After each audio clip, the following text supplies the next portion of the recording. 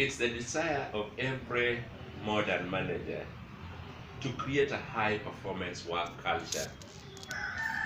The current paradigm, if you're going to succeed in a blue strategy, then you need a culture based on excellence, and you need employees who engage so that attitudes can be right.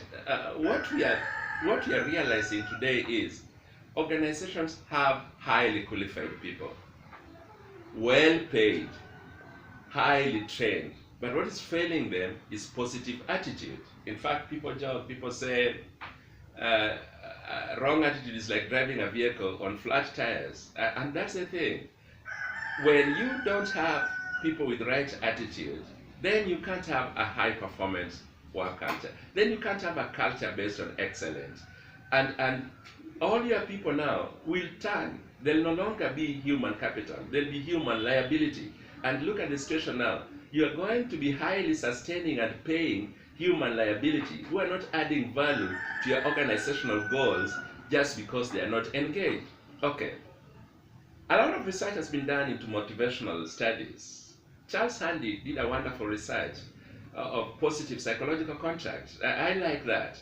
And one of the things, 62% of the respondents say that they love it when they are engaged in setting their goals and meaningful goals. What is this about? Create a culture of letting people participate in decision making so that they become engaged. Any manager should be transformational leader as well. What I have in mind is every manager should be a leader, and not just a leader, because you can be a transactional leader. You have to be a transformational leader. Then once you're a transformational leader, then now can you create an organization where people can be highly motivated so that they can have the reason why they want to do excellent work, and it has to come from them, so that you manage them by consent, not by command, yeah, and not by orders, yeah, and not by circulars, yeah. Let them just buy in because they want to, and then create a work environment that will lead to that high culture of performance. Theory X and Y, McGregor did great work, and what we see, people love to work. Just give them space, let them manage their work, and let them do exciting things. And as they're doing exciting things, then they become engaged. Then you get a positive culture. Oh, McClelland, with this two factors theory, great work, great work. What do we get? We like achievement. We like variety. So make work exciting for them. Give them space. Let them play around. Make work exciting. When I'm saying this, Richard Branson comes on my mind. The Virgin group of companies. That's the thing. Give people space. Then let them be part of achievement, and let it be exciting. People hate routine.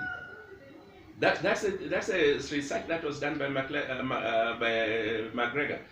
People hate monotony. People hate procedures, and it's how you do them. If you do policies and procedures well when they are brought on board, then it will make sense to them. But when you do armchair managing, you sit somewhere in your office, then assume that you are the one who knows everything, but you're not the person on the ground, you're not the doer of the work.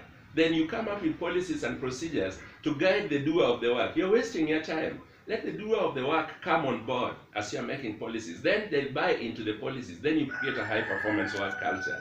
And McClelland in his theory as well, power and achievement.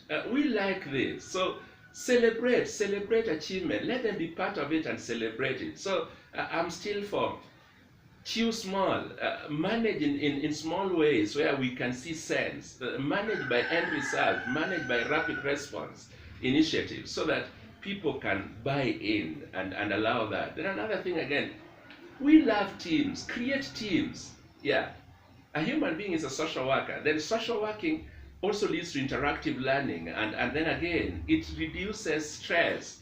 Then again, it solves problems of disputes. So create teams so that people can feel at home at work, so that they can feel it's a great place to work in. Then in such a case, you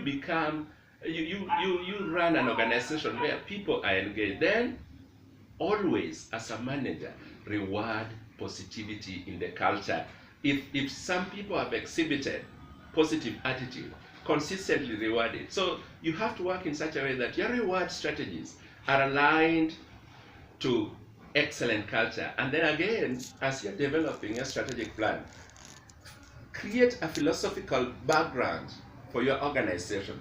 You need core values. Highlight those core values, then reinforce the core values in everything you're doing. And then in such a case, you'll end up with an organization that is highly, highly performing, and then there'll be a culture.